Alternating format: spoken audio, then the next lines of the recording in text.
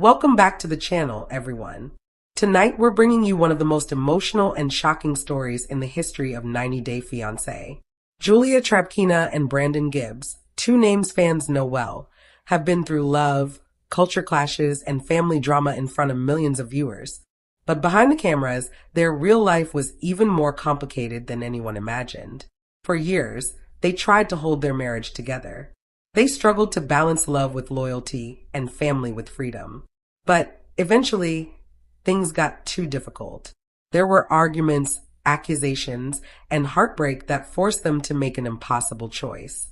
In a twist no one saw coming, Julia and Brandon decided to walk away from it all. After a long period of family conflict, they made a huge decision. They sold all their property, including their home, for $3 million. Then they announced that they would leave the United States for good and move to Canada.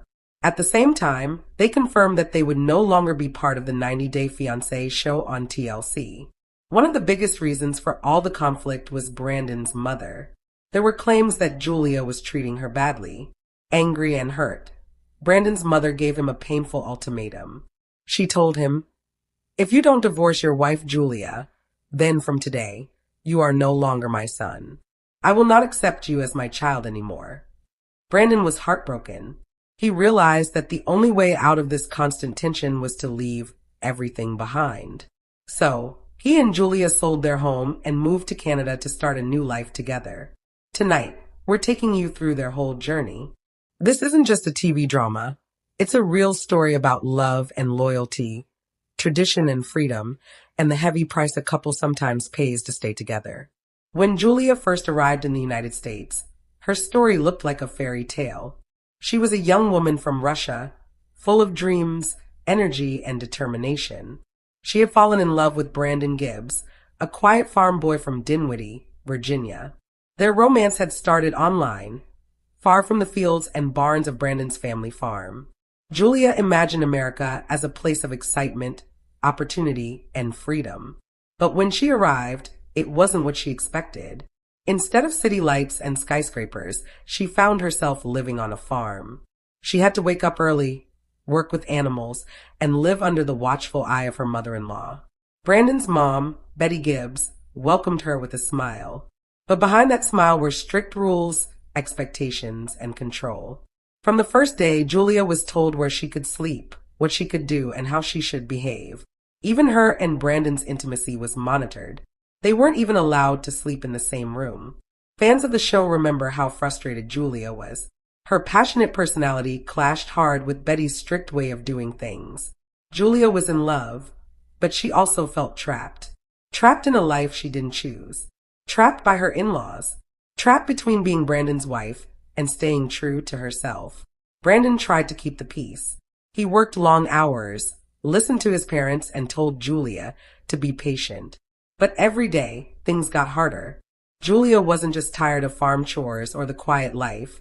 She started to feel like she didn't belong. People began to talk. They said Julia didn't respect her mother-in-law, that she was changing Brandon, that she wasn't the right fit. Eventually, whispers turned into open fights. Betty said Julia was rude, disrespectful, and not willing to adjust. Julia said Betty was controlling, suffocating their marriage, and treating her more like a burden than family. Brandon was stuck in the middle. On one side, his mother, the woman who raised him, sacrificed for him, and guided him his whole life. On the other, Julia, the woman he loved and chose to build a future with. It was a painful battle between past and present, between his loyalty to family and his loyalty to his wife. Their marriage started to fall apart. Arguments were constant. Tension never went away.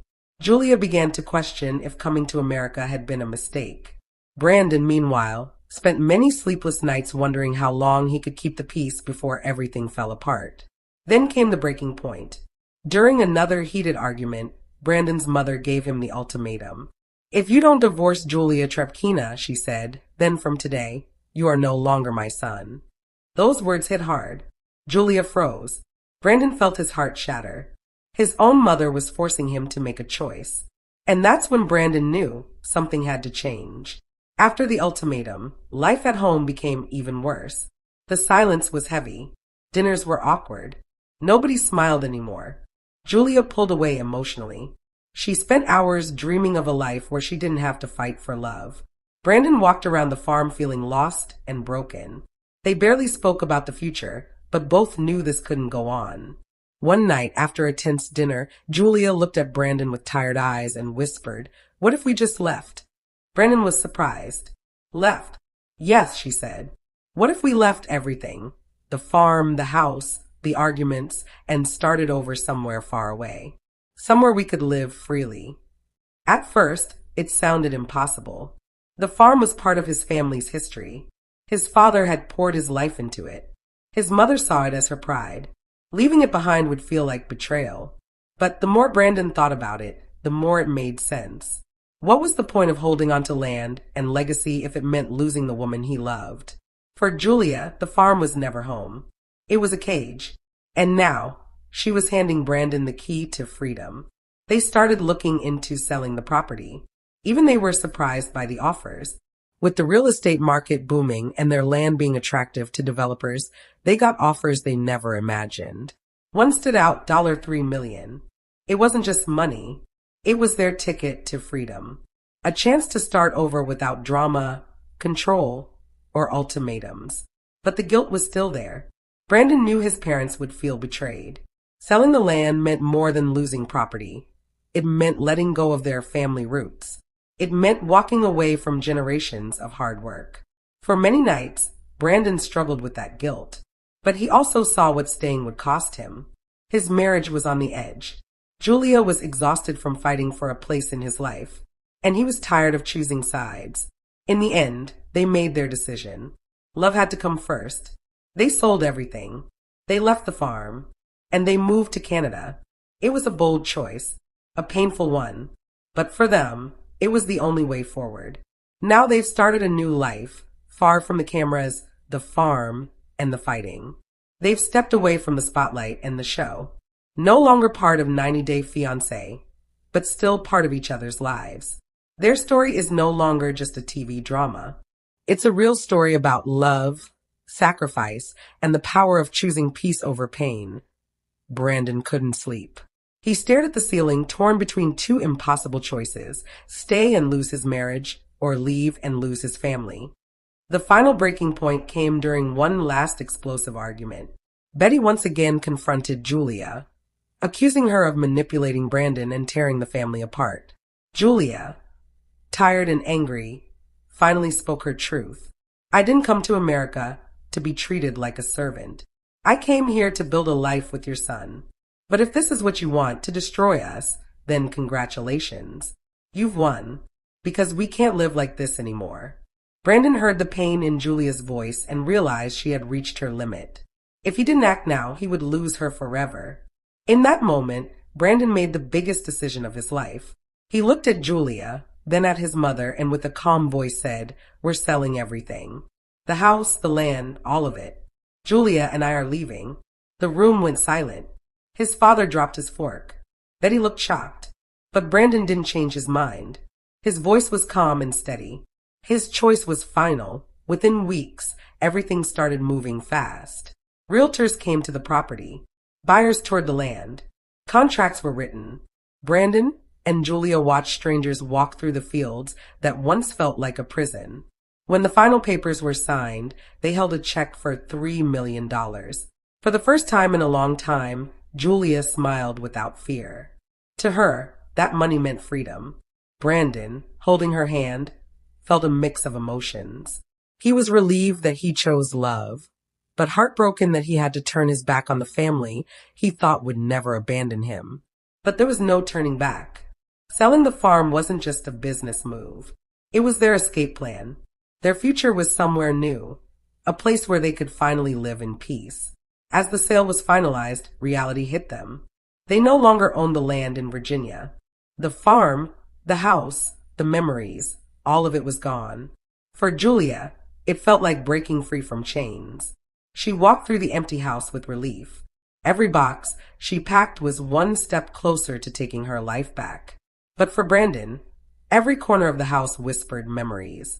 His childhood room, the kitchen where his family ate together, the barn he worked in as a kid. These weren't just things. They were part of him. And now they belonged to someone else. Moving trucks arrived.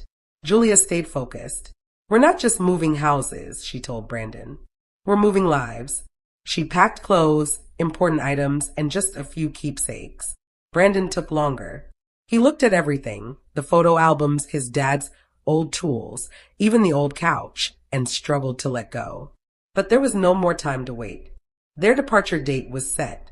News about their move spread fast in the 90-Day Fiancé fan world. Rumors started. Why were Julia and Brandon selling their home? Were they splitting up? Were they broke? To stop the gossip, they posted a message on social media. After a lot of thought, we've decided to sell our home and move on to the next chapter of our lives. We're leaving the United States and starting fresh in Canada. This also means we're stepping away from 90-Day Fiancé. It's been an incredible journey, but it's time for us to live life on our own terms. Their post exploded online.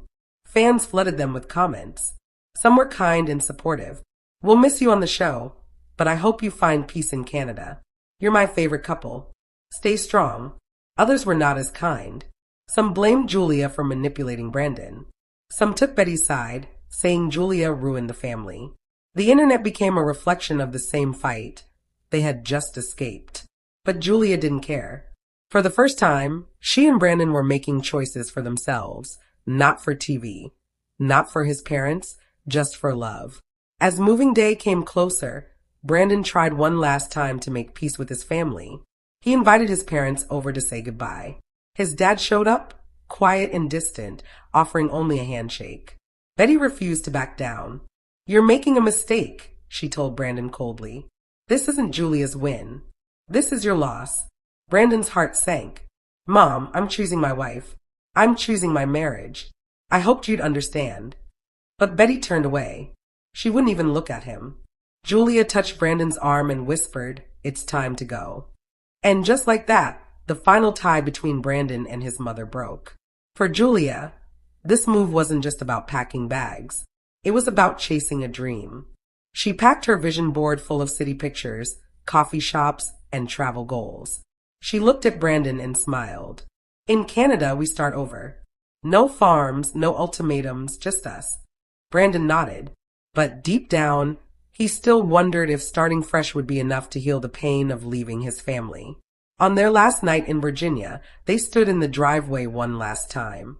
The stars were bright above them. The same stars that had witnessed their first kisses, their fights, and their promises. Brandon whispered, "Goodbye, home." Julia squeezed his hand. Not goodbye, just moving forward. Their bags were packed. Their plane tickets were ready. With $3 million in their account, they weren't just relocating. They were reinventing themselves. The morning they left, Julia posted one last photo. She and Brandon stood with their suitcases, the old farmhouse behind them. The caption said, "Sometimes you have to let go of the past to build the future. Goodbye, America. Hello, Canada." And just like that, they walked away. They left behind the land, the house, the show, and the pain that nearly destroyed them. But what they didn't know was that their new life in Canada would bring its own set of challenges. Because moving to a new country doesn't mean all your problems stay behind. Their plane landed on a cold morning in Vancouver. The skies were clear, and the mountains stretched far in the distance. The air felt fresh and sharp, so different from the humid heat of Virginia. Julia looked out the window and smiled. "This is it," she whispered. "Our fresh start." Brandon gave a tired nod. He hadn't slept well. For him, this wasn't just a new beginning, it was a huge risk. Canada was unfamiliar and unknown. But when he saw Julia's happy face, he reminded himself that she believed in this dream. And he needed to believe too. They arrived in Canada with nothing but suitcases and hope. Julia was instantly drawn to the energy of the city. She loved how clean it was, how diverse the people were, how alive it felt. "Do you feel it?" she asked Brandon during the taxi ride. "It's like freedom in the air." Brandon smiled a little. "Yeah, it's different." But inside, he felt overwhelmed. No farmland, no barns, no familiar faces. This wasn't home. With the money from the sale, Julia wanted to find a place that truly felt like theirs. After visiting several places, They chose a modern condo overlooking the harbor. The tall windows showed off beautiful views of the water and city skyline. Julia laughed as she danced around the empty room. Can you believe this? This is ours. No parents, no farm, just us. Brandon dropped the bags and sat on the new couch. It's beautiful, he said quietly, though Julia noticed the lack of excitement in his voice. Still, he signed the lease. For Julia, it felt like her dream was finally coming true. For Brandon, it felt like a leap into the unknown. Even in Canada, they couldn't escape their fame. News sites and fan blogs talked about their move, calling it the Great Escape. Some praised their courage. Others mocked them. Julia embraced it. She posted pictures of their new life, the condo, the city, their adventures. One caption read, starting fresh in Canada, "Love is worth everything." Brandon posted less. His pictures were quiet, coffee mugs, empty sidewalks, the view from their balcony. He wasn't ready to share his feelings yet. Canada gave them freedom, but it also demanded change. Julia jumped into the new life with energy. She joined classes, explored the city, and made new connections online. Every day, she felt more alive. But Brandon struggled. The job market was different. His U.S. experience didn't translate easily, and he felt out of place in the fast-paced urban environment. Back in Virginia, he knew his role: caretaker, farmhand. In Canada, he was a stranger trying to find purpose. One evening, as Julia prepared dinner in their sleek new kitchen, Brandon sighed. "Do you ever miss it?" he asked. "Miss what?" Julia replied. "The farm, the routine, my parents." Julia froze, then shook her head from me. "No, Brandon. I don't miss being treated like an outsider. I don't miss fighting every day. This is where we belong." Her words were sharp, but her tone softened as she took his hand. "We left. For a reason. Don't forget that." The $3 million gave them security, but it also came with pressure. Brandon wanted to invest conservatively, worried about burning through their savings. Julia, on the other hand, dreamed big, launching a dance studio, traveling and living boldly. "Money isn't just for safety," she argued one night. "It's for living. We didn't come all this way to sit in a condo counting pennies." Brandon rocked his temples. "It's not about pennies, it's about lasting. If we're not careful, this could disappear." The tension over finances became their new battleground. Though they were free from Betty's shadow, they now faced their own disagreements. Independence versus security, adventure versus stability. One chilly evening, they stood on their balcony overlooking the city lights. Julia leaned against the railing, her eyes glowing with determination. "Brandon," she said softly, "we did it. We escaped. We chose us. I know it's not easy, but this is our chance to write our story. Don't let fear stop us now." Brandon wrapped his arm around her, silent for a long moment. He thought of his mother's ultimatum, the empty Virginia house, the angry words left behind. He thought of the weight of starting over, the uncertainty of tomorrow. Finally, he whispered, "You're right. We're here, and I'll fight to make this work." For Julia, it was reassurance. For Brandon, it was a promise he wasn't sure how to keep. Because though they had crossed borders, their real battle had only just begun. The first few months in Canada were a whirlwind for Julia. With the skyline at her doorstep and freedom in her hands, she felt alive in ways she never had back in Virginia. She began attending dance workshops, reconnecting with her passion for movement. Soon she was posting videos online, choreographed routines against the backdrop of the harbor, upbeat clips in trendy gyms, even short reels exploring Canadian culture through dance. Her social media presence grew quickly. Fans who once followed her 90-day fiancé journey now tuned in to see Julia the dreamer, Julia the dancer, Julia the woman free of farm fences. "Finally living my life the way I want," she captioned one post. Her followers cheered. "Go Julia. You deserve this. This is the real you, not stuck on some farm. Keep shining, queen." Every like, every comment, every new follower fueled her ambition. Julia saw Canada not just as a home, but as a stage. Brandon, however, felt like he was fading into the background. While Julia thrived in the city's rhythm, he drifted aimlessly. Job applications went unanswered. Networking felt foreign. The noise and pace of the city drained him rather than energized him. In Virginia, he was known the reliable son, the hardworking farmhand. In Canada, he was just another face in the crowd, a man, with no role and no roots. At night, he scrolled through old photos on his phone. The farm, the family gatherings, even the animals he once cared for. He didn't miss the conflicts, but he missed belonging. One evening, as Julia excitedly told him about a collaboration offer from a local fitness influencer, Brandon forced a smile. "That's great, babe," he said flatly. Julia stopped mid-sentence. "What's wrong?" "Nothing. I'm happy for you." But she could hear the emptiness in his voice. The more Julia stepped into her new identity, the more Brandon felt left behind. She filled their calendar with events, dance showcases, influencer meetups, city explorations. Brandon attended out of loyalty, but his discomfort was obvious. He stood quietly in corners while Julia laughed with strangers, her energy electric, her confidence glowing. Sometimes he wondered if this was the woman he had married, or if Canada had given birth to a new Julia he barely recognized. Julia, on the other hand, grew frustrated with his reluctance. "You're always so quiet," she snapped one night after a networking event. "Do you even want to be here?"